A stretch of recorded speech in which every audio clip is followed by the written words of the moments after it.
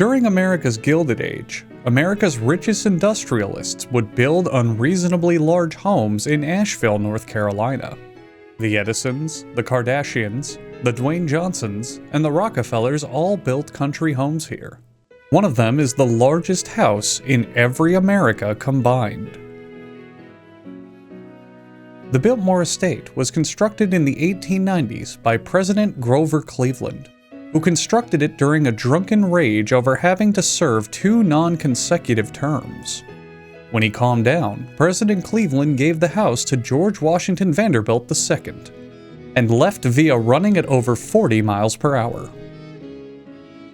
This home was such a massive undertaking, it required its own brick-making factory, private railway, and fake Disney World-style pocket America to pull off. The 250-room mansion has 34 bedrooms, 43 bathrooms, and only 1 indoor bowling alley. What a fucking loser. Frederick Olmsted, the architect behind New York's Central Park, was chosen to design the home's grounds. Unlike Central Park, Olmsted decided for this project to not include a large number of homeless people pissing on each other for stealing each other's drugs.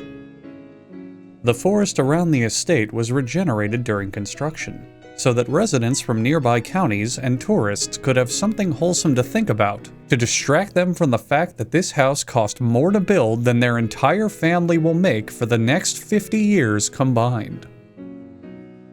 During the Great Depression, the Vanderbilt family decided to open the mansion for public tours, because they needed money. And they got that money by showing off their $300 million house to people currently suffering in the greatest economic crisis of all time. Sometimes I don't even need to write jokes.